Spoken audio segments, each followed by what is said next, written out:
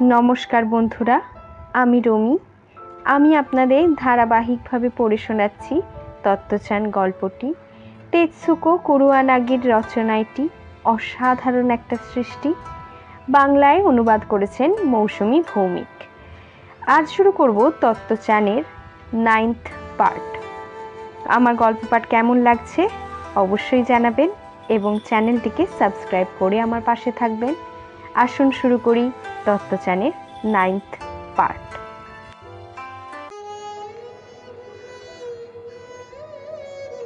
ইয়াসুয়াকি-চান মারা গেছে। বসন্তের ছুটির পর সবে সেদিন স্কুল খুলেছিল। সবাই স্কুলের মাঠে দাঁড়িয়ে হেডমাস্টার মশাই রোজকার মতনই পকেটে হাত ঢুকিয়ে ওদের মুখোমুখি দাঁড়িয়েছিলেন, কিন্তু অনেকক্ষণ উনি কোনো কথাই বলেননি। পকেট থেকে তারপর হাত দুটো বার করে উনি ছেলে মেয়েদের দিকে তাকালেন।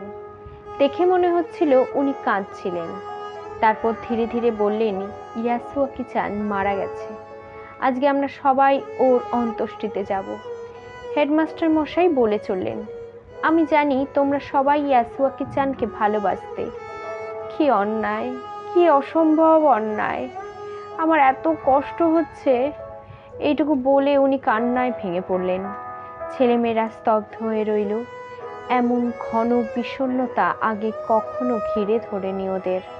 ওরা সবাই ইয়াসুয়াকি-চানের কথাই ভাবছিল। এত তাড়াতাড়ি মারা গেল, তত্ত্বচানও ভাবছিল। আমার তো আঙ্কেল টমসের কেবিন বইটা এখনো পড়াই শেষ হলো না। ইয়াসুয়াকি-চান যে ওটা আমায় ছুটির আগে পড়তে দিয়েছিল। ছুটির আগে ওর হাতে বইটা দেওয়ার সময় ইয়াসুয়াকি-চানের আঙুলগুলো কেমন অসম্ভব বাঁকা দেখাচ্ছিল। তত্ত্বচানের মনে পড়ে গেল সব। যেদিন প্রথম ওদের দেখা হয়েছিল সেদিন ও জিজ্ঞাসা করেছিল, তুমি ওইভাবে হাঁটো কেন? আর ইয়াসুয়াকি-চান বলেছিল, আমার পোলিও হয়েছিল। ওর গলার স্বর আর মিষ্টি হাসির কথা মনে পড়ছিল তত্ত্বচানের। ওই যে ওরা গাছে চড়েছিল দুজনে মিলে, কেমন ভারী ছিল ইয়াসুয়াকি-চানের শরীরটা, অথচ কেমন আশ্চর্য বিশ্বাস নিয়ে সেই শরীরটাকেই ও তত্ত্বচানের ওপর ছেড়ে দিয়েছিল। যদিও তত্ত্বচানের চাইতেও লম্বা আর বয়সেও অনেক বড় ছিল। ইয়াসুয়াকি-চানই তো আমেরিকাতে যে টেলিভিশন বলে একটা জিনিস পাওয়া যায় সেই কথাটা বলেছিল। তত্ত্বচান ইয়াসুয়াকি-চানকে খুব ভালোবাসত। ওরা একসঙ্গে টিফিন খেত, খেলার সময় একসঙ্গেই থাকতো, একসঙ্গে স্কুল ছুটির পর স্টেশন পর্যন্ত হেঁটে যেত। ওর জন্যই তত্ত্বচানের সবচেয়ে বেশি কষ্ট হবে। সব সময় ওর কথা মনে পড়বে। ও বুঝতে পারছিল যে মারা গেছে মানে ইয়াসুয়াকি-চান আর কোনো দিন স্কুলে আসবে না, সেই মুরগির ছানাগুলোর মতন। ওরা যখন মরে গেল তখনও কতবার ওদের ডাকলো, তবুও ওরা সাড়া দিল না, একটুও নড়ল না। দেনিন চফুতে ইয়াসুয়াকি-চানের বাড়ি। তার উল্টো দিকের একটা গির্জার ওরা প্রার্থনার জন্য যাবে, আর তারপর ওকে সমাধিস্থ করা হবে। তমইয়ের ছেলেমেয়েরা সার বেঁধে খুব নিঃশব্দে হেঁটে চলল জিউগাওকা থেকে। তত্ত্বচান একবারও এদিক ওদিক তাকাচ্ছিল না। ওর চোখ মাটির দিকে নামানো ছিল। হেডমাস্টার মশাই যখন ওদের দুঃসংবাদটা দিলেন তখন ওর যেন কেমন লাগছিল, আর এখন তার চেয়েও অন্যরকম লাগছে। ও খুব বুঝতে পারছিল। প্রথমে ও কথাটা বিশ্বাস করতে পারেনি, তারপর ওর খুব কষ্ট হতে লাগলো।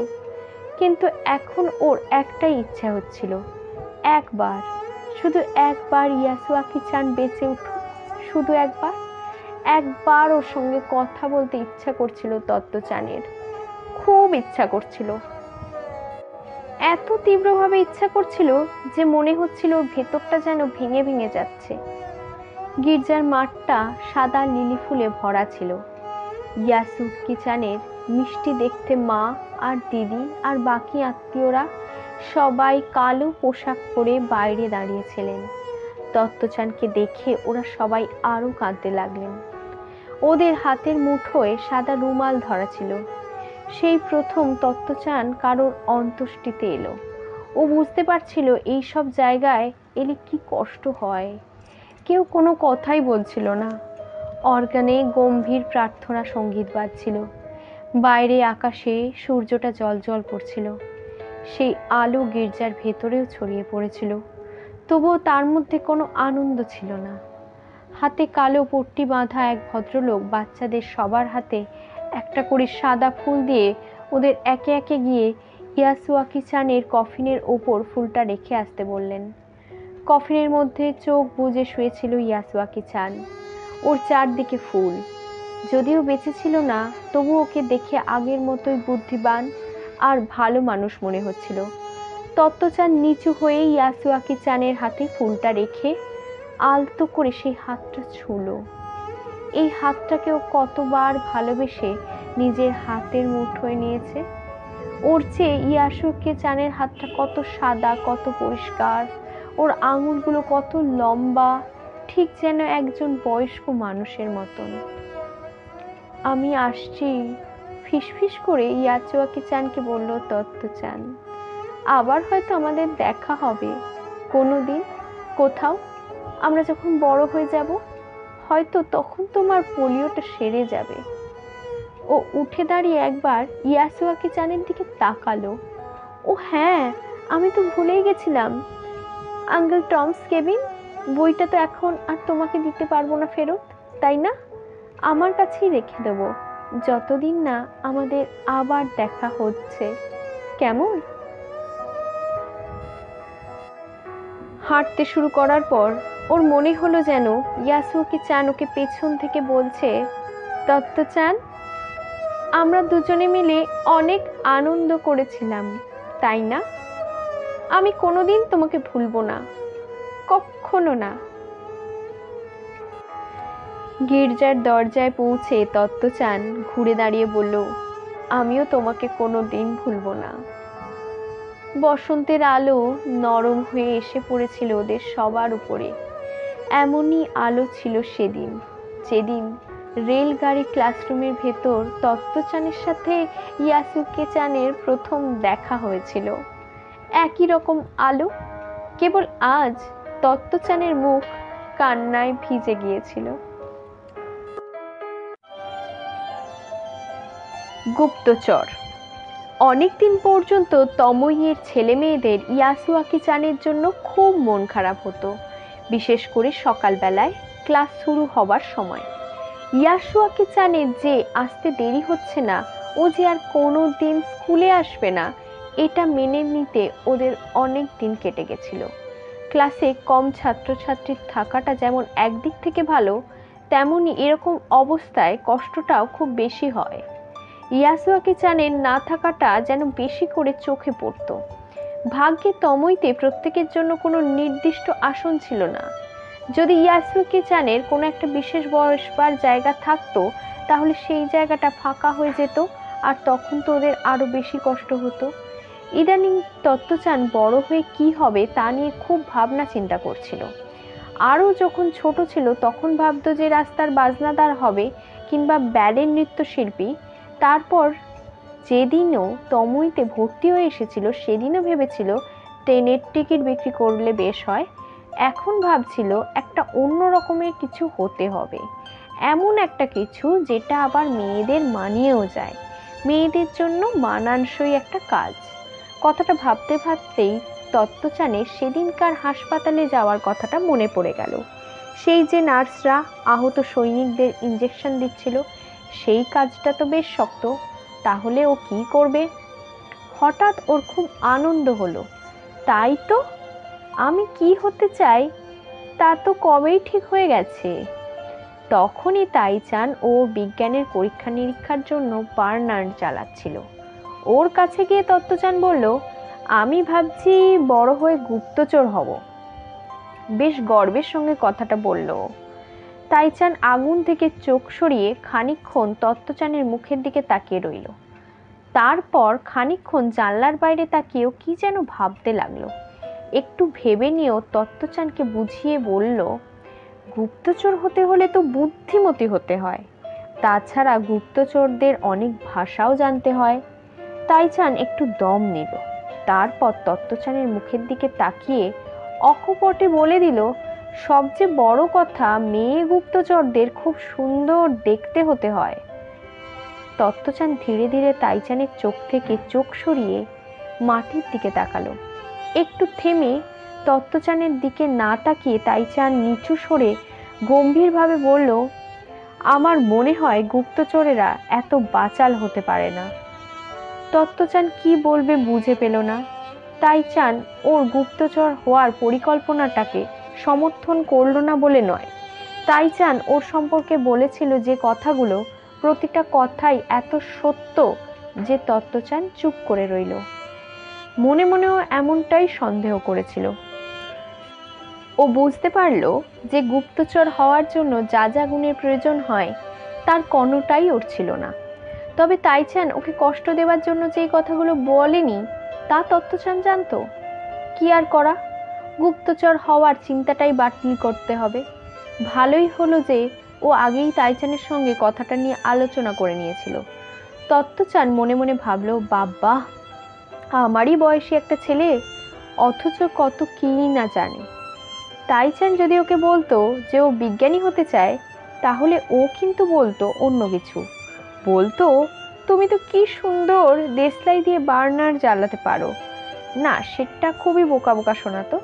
বলতো যে তুমি তো খুব সুন্দর কিটসুনের ইংরেজি হলো ফক্স আর কিটসু হলো সুজ, তাই আমার মনে হয় তুমি নিশ্চয়ই বিজ্ঞানী হতে পারবে।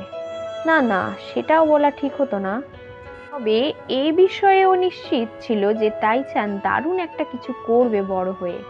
তাইচান ততক্ষণে ওর ফ্লাক্সের উপর মনোনিবেশ করে ফেলেছে। তত্ত্বচান ওকে মিষ্টি করে বলল, ঠিক আছে, আমি তাহলে আর গুপ্তচর হব না। কথাটা আমাকে বুঝিয়ে বলার জন্য অনেক ধন্যবাদ। আমি কিন্তু জানি যে একদিন তুমি খুব বিখ্যাত একজন কেউ হবে। তাইচান মাথা চুলকে বিড়বিড় করে কি যেন একটা বলল, তারপর সামনের খোলা বইটায় ডুবে গেল। গুপ্তচর যখন হওয়া যাবে না, তাহলেও কি হবে বড় হয়ে? তাইচানের আগুনের দিকে তাকিয়ে তাকিয়ে তত্ত্বচান সে কথাই ভাবতে লাগলো। বাবার বেহালা। কিছু বোঝার আগেই তত্ত্বচান আর ওর বাড়ির সবার ওপরে যুদ্ধের ছায়া ঘনিয়ে এলো। প্রতিদিন পাড়ার বাচ্চা বাচ্চা ছেলে আর বড়দের বানজাই বলে পতাকা উড়িয়ে যুদ্ধে পাঠিয়ে দেওয়া হচ্ছিল। দোকান থেকে খাবার দাবার উধাও হয়ে যাচ্ছিল। তমুইয়ের নিয়ম মেনে প্রতিদিন সাগর থেকে আর পাহাড় থেকে কিছু কিছু দেওয়াও শক্ত হয়ে পড়ছিল। মা কোনো রকমে সমুদ্রের আগাছা আর প্লামের আচার দিয়ে কাজ চালাচ্ছিলেন। প্রায় সব কিছুরই রেশন চলছিল। যত খুশি কেনার উপায় ছিল না। মিষ্টি তো পাওয়াই যাচ্ছিল না, যতই খোঁজো কিছুই মিলত না। তত্ত্বচানের স্টেশনে আগে স্টেশন হলো উইকাইমা। সেখানে একটা মিষ্টির মেশিন ছিল। পয়সা ফেললে তার থেকে এক প্যাকেট ক্যারামেল লজেন্স বেরিয়ে আসতো। তত্ত্বচান তার খবর জানতো। মেশিনটার উপরে একটা ভারী লোভনীয় ছবিও ছিল। 5 সেন দিলে একটা ছোট্ট প্যাকেট পাওয়া যায়, 10 সেন দিলে বড় প্যাকেট। কিন্তু অনেক দিন ধরে মেশিনটা ফাঁকা পড়েছিল। যতই পয়সা ফেলো না কেন, কিছুতেই কিছু বেরোচ্ছিল না। পয়সা ফেলে ধাক্কা মারলেও না। তত্ত্বচান হাল ছাড়বার মেয়ে নয়, তাই ও চেষ্টা চালিয়েই যাচ্ছিল। হয়তো একটা প্যাকেট কোথাও আটকেও থাকতে পারে, ভেতরে কোথাও একটা প্যাকেট আছে, নিশ্চয়ই আছে, ও ভাবছিল। প্রতিদিন ও স্কুল থেকে ফেরার পথে আগে স্টেশনে নেমে গিয়ে মেশিনে পয়সা ফেলে ক্যারামেল পাওয়ার চেষ্টা চালিয়ে যাচ্ছিল। কিন্তু প্রতিদিনই ঝনঝন শব্দেই পয়সাটাই ফেরত আসতো। এমন সময় বাবাকে একজন একটা কথা বললেন। বাবা যদি অস্ত্রের কারখানায় গিয়ে যুদ্ধের নানা সুর বাজিয়ে শোনান, তাহলে বিনা পয়সায় চিনি, চাল আর আরও অনেক কিছু পাওয়া যাবে। কিছুদিন আগেই বাবাকে খুব ভালো বেহালা বাজানোর জন্য একটা বড় পুরস্কার দেওয়া হয়েছিল। ফলে বাবাকে নিশ্চয়ই ওরা আরও অনেক বাড়তি জিনিস দেবে। সেই ভদ্রলোক বললেন। এমন প্রস্তাব অন্য কেউ শুনলে হয়তো লুফে নিত। মা বললেন, কি করবে, যাবে? যুদ্ধের সময় অনুষ্ঠান করার সুযোগ খুব কমই আসছিল। সঙ্গীত শিল্পীদের অনেকেই যুদ্ধে যোগ দিয়েছিল, ফলে অর্কেস্ট্রার শিল্পীর অভাব ছিল। রেডিওতে বেশিরভাগ যুদ্ধ সংক্রান্ত অনুষ্ঠানই চলছিল, তাই বাবা আর বাবার সহকর্মীদের বিশেষ কাজ ছিল না। এমন সময় ও এ ধরনের সুযোগ বাবা খানিক ভেবে বললেন, ওরকম সুর আমি আমার বেহালায় বাজাতে চাই না। মা বললেন, তুমি ঠিকই বলেছ, আমি হলেও রাজি হতাম না। খাবার আমাদের ঠিকই জোগাড় হয়ে যাবে। বাবা জানতেন যে তত্ত্বচানের যথেষ্ট খাবার আমরা দিতে পারছি না। বেচারা তো রোজই ওই উইকাইয়ামা স্টেশনে ক্যারামেলের মেশিনে গিয়ে পয়সা ফেলে। বাবা এটা জানতেন। এ সময় একটু বাড়তি খাবার দাবার পেলে খুবই সুবিধা হতো। তবুও বাবার কাছে সঙ্গীতের অন্য মূল্য ছিল। মা সে কথা জানতেন বলে কখনো জোর করেননি। বাবা বললেন, আমায় ক্ষমা করিস তৎসখী। তখনও শিল্প আর শিল্পীর আদর্শ সম্পর্কে বোঝার মতন বড় হয়নি তত্ত্বচান। কিন্তু ও সে কথা জানতো যে বেহালা বাজাতে বাবা এতই ভালোবাসতেন যে ওদের বৃহত্তর পরিবার থেকে বাবাকে এক ঘরে করে দেওয়া হয়েছিল। অনেককে অনেক কষ্ট দিয়েছিল, তবুও বাবা বেহালাটাকে ছাড়তে পারেননি। তাই তত্ত্বচান বুঝেছিল যে বাবা যে সুর বাজাতে চান না তা ওনার বাজানোর কোনো দরকারই নেই। বাবাকে ঘিরে লাফাতে লাফাতে ও বলল, আমার কোনো আপত্তি নেই বাবা, আমি তোমার বেহালাকে খুব ভালোবাসি। পরদিন আবার তত্ত্বচান উইকাইয়ামা স্টেশনে নেমে গিয়ে লজেন্সের মেশিনটার ভেতরে একবার উঁকি মেরে দেখছিল। মিষ্টি বেরিয়ে আসার সম্ভাবনা ছিল না, তবুও আশা করে রইল, হয়তো একটা কিছু তো পেয়ে যেতেও পারে। প্রতিশ্রুতি। দুপুরে খাওয়া দাওয়া শেষ হওয়ার পর গোল করে সাজানো টেবিল চেয়ারগুলো সরিয়ে রেখে দিত ওরা। তখন হলঘরটা বেশ বড় হয়ে যেত। আজকে আমি প্রথম হেডমাস্টার মশাইয়ের পিঠে চড়ব, তত্ত্বচান ঠিক করলো। রোজই ও এটা করতে চাইতো, কিন্তু এক মুহূর্ত দ্বিধা করলেই আর কেউ গিয়ে ওনার কোলে চেপে বসতো। অন্য দুজন হয়তো ততক্ষণে ওনার পিঠে বেয়ে উঠছে একটু পাত্তা পাওয়ার জন্য। হেডমাস্টার মশাই তখন আসন করে বসে থাকতেন মেঝের উপরে, হলঘরটার মাঝখানটায়। নাম নাম তোরা। হাসতে হাসতে হেডমাস্টার মশাইয়ের মুখটা লাল হয়ে যেত, তবুও ছেলেমেয়েরা ঘাড় পিঠ থেকে নামতেই চাইতো না। তাই একটু দেরি হলেই হেডমাস্টার মশাইয়ের পিঠটা দখল হয়ে যাওয়ার ভয় থাকতো। কিন্তু আজ তত্ত্বচান ঠিক করেই রেখেছিল যে ওকে প্রথম হতেই হবে। তাই ও হল ঘরের মাঝখানে দাঁড়িয়ে অপেক্ষা করছিল। হেডমাস্টার মশাই ঢুকতে দেখেই ও চেঁচিয়ে উঠল, হেডমাস্টার মশাই, তোমাকে আমার একটা কথা বলার আছে। কি কথা? মাটিতে আসন করে বসতে বসতে উনি জিজ্ঞাসা করছিলেন। কদিন ধরে ভাবার পর যে কথাটা মনে মনে ঠিক করেছিল সেটাই আজ জানাতে চাইছিল হেডমাস্টার মশাইকে। হঠাৎ ওর মনে হলো এখন পিঠে চড়াটা ঠিক হবে না। তাই ও হেডমাস্টার মশাইয়ের খুব কাছাকাছি মুখোমুখি বসে ঘাড় কাত করে অল্প একটু হাসলো। ছোট্টবেলা থেকেই মাই হাসিটাকে লক্ষ্মী মেয়ের হাসি বলেন। এই হাসিটাই ওর শ্রেষ্ঠ ভঙ্গি। ও নিজেও বিশ্বাস করতো যে ওইভাবে ঠোঁটটা একটু ফাঁক করে হাসবার সময় ও খুব ভালো একটা মেয়ে হয়ে যায়। হেডমাস্টার মশাই ওর দিকে উৎসুক চোখে তাকালেন। কি হয়েছে? উনি একটু সামনের দিকে ঝুঁকে বসলেন। তত্ত্বচান মিষ্টি করে ধীরে ধীরে বেশ মা মা বা দিদি দিদি ভাব করে বলল, বড় হয়ে আমি আমাদের এই স্কুলে পড়াতে চাই, সত্যি বলছি।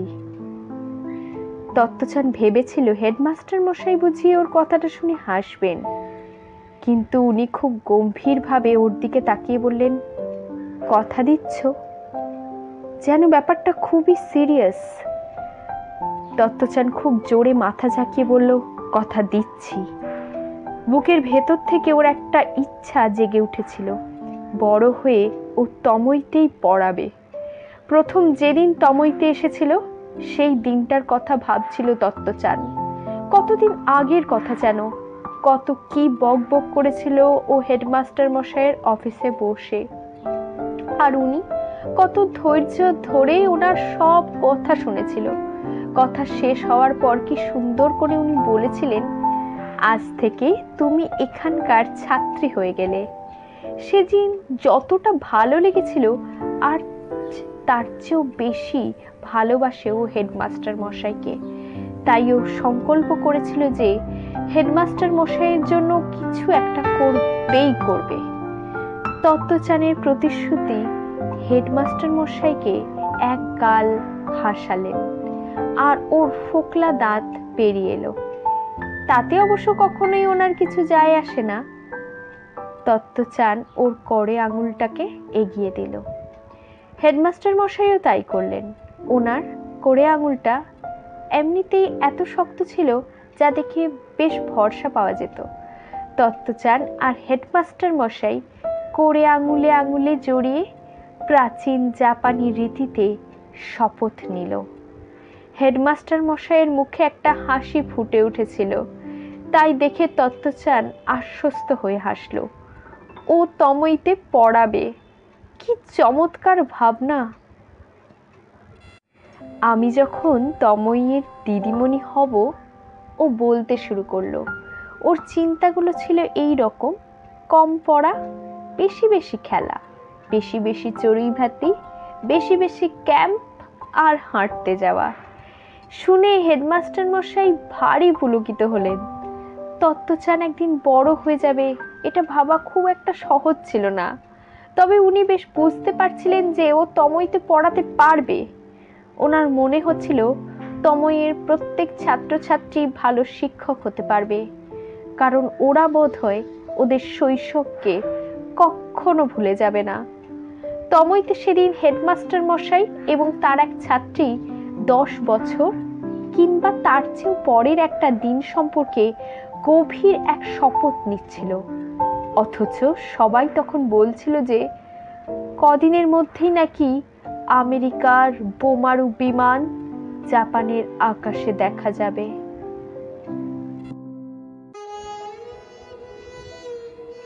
রকি হারিয়ে গেল।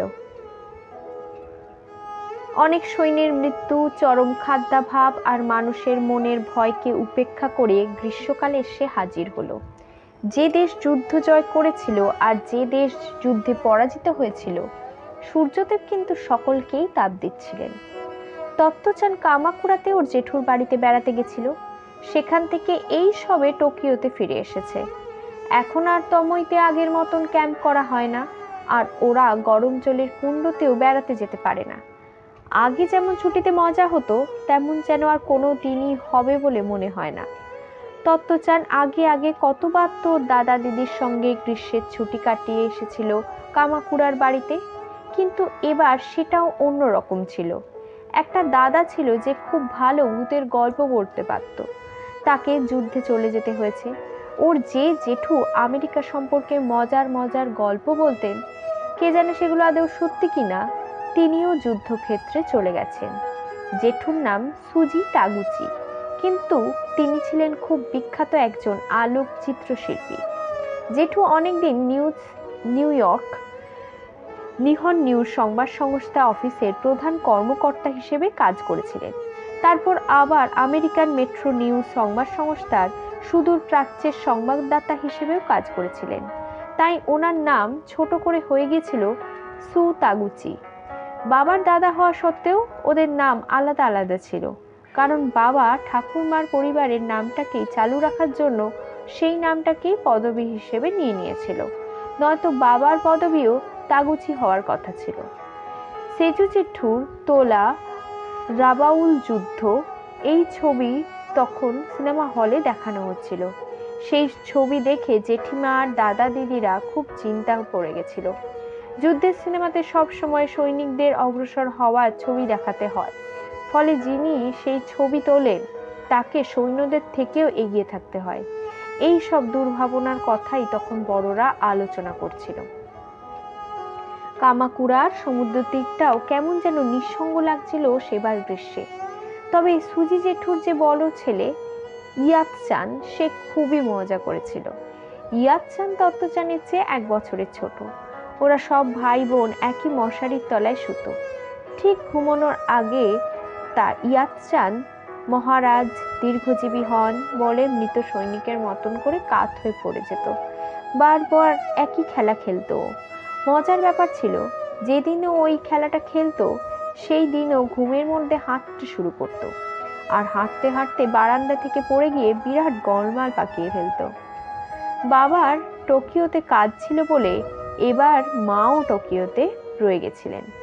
গ্রীষ্মের ছুটির শেষে সেই ভূতের গল্প বলা দাদার এক বোন তত্ত্বচানকে বাড়ি পৌঁছে দিয়ে গেল। বাড়ি ফিরেই তত্ত্বচান রকিকে খুঁজতে গেল। সবসময়ই ও তাই করে, কিন্তু রকিকে কোথাও পাওয়া গেল না। বাড়ির ভিতরেও নেই, বাগানেও না। বাবার অর্কিড হতো যে বিশেষ ঠান্ডা ঘরে, সেখানেও রকিকে পেল না ও। তত্ত্বচান ভয় পেয়ে গেল। সাধারণত তত্ত্বচান বাড়িতে ঢোকার আগেই রকি বেরিয়ে ওর সঙ্গে দেখা করত। তত্ত্বচান তাই বাইরে গিয়ে রাস্তায় দাঁড়িয়ে রকিকে ডাকতে লাগলো, কিন্তু ওর সুন্দর চোখ, কান, ল্যাজ কিছুই দেখতে পেল না। হয়তো রকি বাড়িতে ফিরে গেছে এই ভেবেও ছুটে আবার ঘরে ফিরে এলো, কিন্তু ঘরে কোথায় নেই তো। রকি কোথায়, ও মাকে জিজ্ঞাসা করলো। মা নিশ্চয়ই জানতেন যে তত্ত্বচান রকির খোঁজে ঘর বার করছে, তবুও কিছু বললেন না। রকি কোথায়? তত্ত্বচান মায়ের জামা ধরে টানতে লাগলো। মায়ের খুব কষ্ট হচ্ছিল উত্তর দিতে। ও হারিয়ে গেছে, মা বললেন। তত্ত্বচান বিশ্বাস করতে রাজি ছিল না। রকি হারিয়ে যাবে কি করে? কবে? ও মায়ের মুখের দিকে তাকিয়ে জিজ্ঞাসা করলো। মা যেন কথাই খুঁজে পাচ্ছিলেন না। তুমি কামাকুড়া চলে যাওয়ার ঠিক পরেই, মা কষ্ট করে বলতে শুরু করলেন। তারপর তাড়াহুড়ো করে বলতে লাগলেন, আমরা ওকে খুঁজেছিলাম, অনেক খুঁজেছিলাম, সবাইকে জিজ্ঞাসা করেছিলাম, কিন্তু কোথাও খুঁজে পেলাম না। তোমাকে কেমন করে কথাটা বলবো ভাবছিলাম, আমার খুব কষ্ট হচ্ছে জানো। তত্ত্বচান এবার আসল কথাটা বুঝে ফেলল। রকি নিশ্চয়ই মারা গেছে। মা চান না যে আমি কষ্ট পাই, কিন্তু আমি জানি রকি মরে গেছে। ও ভাবল। ব্যাপারটা ওর কাছে পরিষ্কার হয়ে গেছিল। এতদিন পর্যন্ত যখনই তত্ত্বচান কোথাও গেছে, তার সে যত দূরেই হোক না কেন, রকি কখনো বাড়ি থেকে বেশি দূরে কোথাও যায়নি। তত্ত্বচান যে ফিরে আসবেই, রকি তা জানতো। আমাকে না বলে রকি কখনো কোথাও যেতে পারে না, কখনো না, ও আত্মবিশ্বাসের সঙ্গে ভাবল। কিন্তু মাকে ওই সব ভাবনার কথা বলল না। ও বুঝতে পারছিল যে মায়ের খুব কষ্ট হচ্ছে। ও শুধু বলল, কি জানি কোথায় গেল, বলেও মাথা নিচু করে রইল। এর বেশি ও কিছুই বলতে পারল না। ও ছুটতে দোতলায় ওর ঘরে চলে গেল। রকিকে ছাড়া বাড়িটা তো আর বাড়িই রইল না। ও না কাঁদবার চেষ্টা করতে লাগলো, আর একবার গোটা ঘটনাটা ভেবেও দেখলো। এমন কিছু করেছিল কি তত্ত্বচান? কোনোভাবে কি রকিকেও দুঃখ দিয়েছিল, যার জন্য রকি ওকে ছেড়ে চলে গেল? হেডমাস্টার মশাই বলতেন, পশুদের কখনো খেপাবে না, কষ্ট দেবে না। যে জন্তুরা তোমার উপর ভরসা করে, তাদের কষ্ট দেওয়া খুব অন্যায়। একটা কুকুরকে যদি তুমি কিছু দিয়ে লোভ দেখিয়ে শেষে সেই জিনিসটা না দাও, এটা খুবই নিষ্ঠুর একটা কাজ হবে। তখন কুকুরটারও স্বভাব খারাপ হয়ে যেতে পারে। তত্ত্বচান তো সবসময় এই নিয়মই মেনে চলেছে। ও কোনো দিন রকিকে ঠকায়নি, কখনো ওর প্রতি অন্যায় করেনি। হঠাৎ ওর টেডি পুতুলটার দিকে চোখ পড়ল। এতক্ষণ পর্যন্ত নিজেকে সামলে রেখেছিল, কিন্তু এবার আর পারল না। ও কেঁদে ফেলল। পুতুলটার গায়ে, রকির গায়ের একগোছা হালকা খয়েরি রঙের চুল লেগেছিল। যেদিন ও কামাকুড়াতে চলে গেল, সেদিন সকালে দুজনে মিলে হুটোপাটি করবার সময় হয়তো ওই চুলটা খসে পড়েছিল। সেই এক গোছা চুল হাতের মুঠোয় ধরে ও কাঁদতে লাগলো। ফুপিয়ে ফুপিয়ে কেঁদেই চলল। ও যেন আর থামতেই পারছিল না। প্রথমে ইয়াসুকি-চান, তারপর রকি। তত্ত্বচানের আরো একজন বন্ধু ওকে ছেড়ে চলে গেল। টি পার্টি শেষে রিও-চানেরও যুদ্ধে যাওয়ার ডাক এলো। বাচ্চারা সবাই স্কুলের এই দারোয়ানজিকে খুব ভালোবাসত। রিও-চান এমনিতে বয়সে যথেষ্ট বড় ছিল, তবুও ছেলেমেয়েরা ওকে ভালোবেসে ওর ছেলে মানুষ নামটা ধরেই ডাকত। যে কোনো বিপদে রিও-চানই সহায়, তময়ের মুশকিল আসান। বেশি কথার মানুষ ছিল না সে, সবসময় মুখে একটা হাসি লেগে থাকতো, আর যে কোনো সমস্যা সহজেই সমাধান করে দিতে পারত। যেদিন তত্ত্বচান বাথরুমের ওই নোংরা ট্যাঙ্কে পড়ে গেছিল, সেদিন তো রিও-চানই ওকে কোলে তুলে ধুয়ে মুছে সাফ করে দিয়েছিল। ওর মুখে কিন্তু একটুও বিরক্তির ভাব ছিল না। আমরা সবাই মিলে রিও-চানকে বরং একটা জমজমাট টি পার্টিতে নিমন্ত্রণ করি। কি বলো? হেডমাস্টার মশাই বললেন। Tea party? গ্রিন টি এক ধরনের চা, বারবার খাওয়াটা একটা জাপানি রীতি। তার সঙ্গে অনুষ্ঠান বা উৎসবের কোনো সম্পর্ক নেই। উৎসবের জন্য একটা বিশেষ গুঁড়ো চা তৈরি করা হয়, কিন্তু সেটা অন্য ব্যাপার। তমইতে এই চায়ের আসর বা টি পার্টি আগে কখনো হয়নি, অতএব এটা একটা বেশ নতুন ব্যাপার হবে। আইডিয়াটা ছোটদের দিব্যি পছন্দ হলো। নতুন নতুন জিনিস করতে ওদের খুব ভালো লাগে। ছোটরা তো বুঝতেই পারেনি, কিন্তু হেডমাস্টার মশাই আসলে সাওয়াবাই নামে একটা নতুন শব্দ আবিষ্কার করেছিলেন। উনি সবেৎসুকাই বিদায় সভা শব্দটা ব্যবহার করতে চাননি। বিদায় সভা বললে খুব মন খারাপ হয়ে যায়, আর একটু উঁচু ক্লাসের ছেলেমেয়েরা হয়তো বুঝেও যাবে যে রিওচান যেহেতু যুদ্ধে যাচ্ছে এবং যুদ্ধ থেকেও আর নাও ফিরতে পারে, অতএব বিদায় মানে চিরকালের জন্য বিদায়ও হতে পারে। কিন্তু টি পার্টি ব্যাপারটা নতুন, তাই তার মধ্যে একটা উত্তেজনাও ছিল। স্কুল ছুটির পর মিস্টার কোবায়াশি ছেলে মেয়েদের হল ঘরে গোল করে টেবিল চেয়ারগুলো সাজাতে বললেন। তারপর ওরা দুপুরে খাওয়ার সময় সাজিয়ে থাকে সেইভাবেই সাজালো। সবাই যখন গোল হয়ে বসলো, তখন উনি ওদের এক টুকরো করে শুকনো সেঁকা সামুদ্রিক স্কুইড দিলেন গ্রিন টির সঙ্গে খেতে। যুদ্ধের সময় এইটুকুই বিরাট বিলাসিতার ব্যাপার ছিল।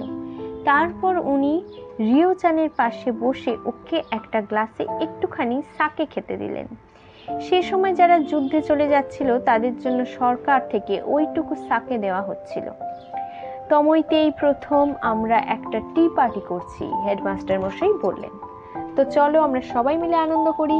তোমাদের যদি রিওচানকে কিছু বলার থাকে তাহলে তা বলতে পারো। শুধু রিওচানকেই নয়, তোমরা একে অন্যকেও কিছু বলতে পারো। উঠে এসো, মাঝখানে দাঁড়িয়ে একজন আরেকজনকে বলো।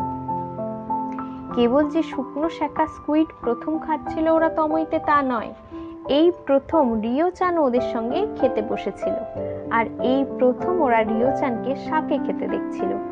ওরা একজন একজন করে উঠে দাঁড়িয়ে রিওচানের দিকে তাকিয়ে একটা কিছু বলতে লাগলো। প্রথম কয়েকজন রিওচানকে তার শরীরের যত্ন নিতে বলল সে যেন সাবধানে থাকে। তারপর তত্ত্বচানের ক্লাসের একটা ছেলে মিগিতা, সে বলল পরের বার বাড়ি যাব তখন আমি অন্ত্যেষ্টির পিঠে নিয়ে আসব। সবাই খুব হাসলো। বছর খানেক আগেই মিগিতা বলে একটা ছেলে ওদের কারোর একজনের অন্ত্যেষ্টিতে গিয়ে ওনাকে খুব ভালো একটা পিঠে খেয়েছিল। যখনই কথা বলতো ও বলতে বলতে ওদের সাথে ওই পিঠে আনবে।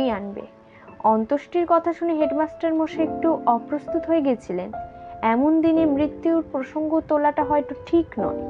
অন্ত্যেষ্টির পিঠে বলতে অশুভ কিছু মনে হতে পারে, কিন্তু মিগিতার বলার ধরনে এমন একটা সহজ সরল ভাব ছিল, যেন ভালো একটা কিছু খেয়েছিল, সেটাই বন্ধুদের সঙ্গে ভাগ করে নিতে চাইছে।